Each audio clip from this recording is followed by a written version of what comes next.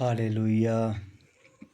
सुबह का समय है और मैं भी प्रार्थना में था, तो प्रार्थना में ही आत्मा में आया एक मैसेज। उस मैसेज को मैंने कहा चलो आपके साथ बांटते हैं, तो आप भी सुने ध्यान से और समझें। हालेलुया। तो या तो हम इस संसार में दो तरह का जीवन जीते हैं, सारी दुनिया के लोग। या तो वो अपने शरीर की इच्छा को पूरा कर सकते हैं, शरीर की अभिलाषाओं को पूरा करने के लिए अपना जीवन जी सकते हैं,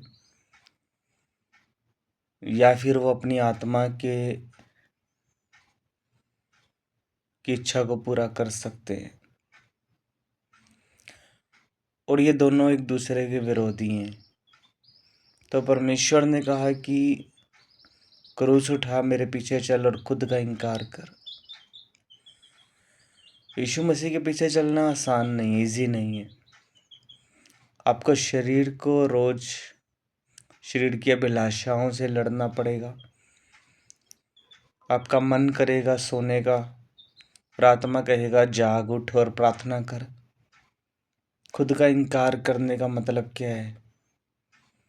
मन कर रहा है पिज़्ज़ा खाने का, बर्गर खाने का, अच्छा खाना बनाए, चिकन खाने का, पर आत्मा कह रहा है नहीं, फास्टिंग करना आज, तो फास्टिंग करना है।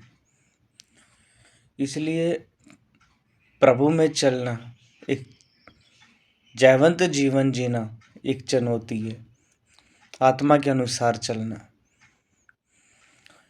फिर अगर हम ध्यान दें तो जितने भी बड़े रैंक के अधिकारी हैं, चाहे वो पुलिस में है, चाहे वो आर्मी में है, चाहे वो जल थल सेना, वायु सेना, तो जितने भी पुलिस के जवान हैं, आर्मी के जवान हैं, इन्होंने जो मुकाम, जो पदवी, जो रैंक हासिल किया, उन्होंने अपने शरीर को मारा है। उन्होंने शरीर को तोड़ा है।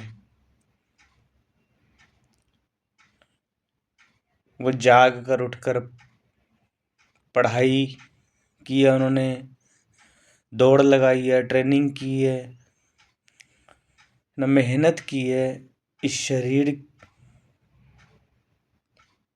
की इच्छा को पूरा नहीं किया, तभी आज वो किसी मुकाम पर है, किसी रैंक पर, किसी बड़े ओहदे पर आज उनको रखा गया, बिठाया गया।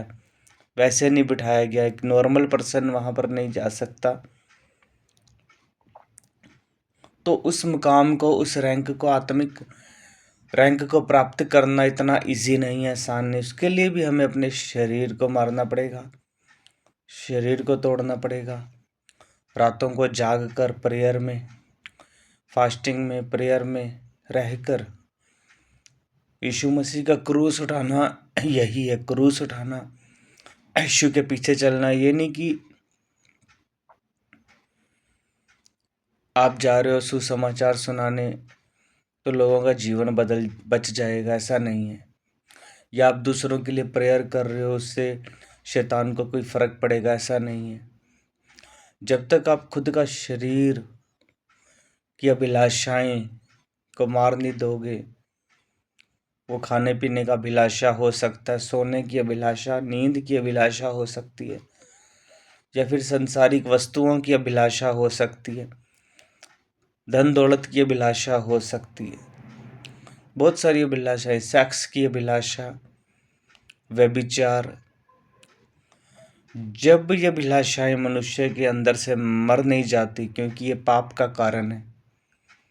लिखा, अभिलाषाएं जो है पाप को पैदा करती हैं, पाप को जन्म देती, और धीरे धीरे मनुष्य को पाप के समुंदर में धकेल देती। तो जब तक हम इन शारीरिक अभिलाषाओं पर जयवंत नहीं होते, हम आत्मा के अनुसार नहीं चलते। और लिखा है, शरीर के अनुसार चलोगे तो तुम मरोगे, आत्मा के अनुसार चलोगे तो तुम जिलाए जाओगे, जीवित किए जाओगे। और जो आत्मा के चलाए चलता है वही परमेश्वर के बेटे और बेटी हैं। God bless you.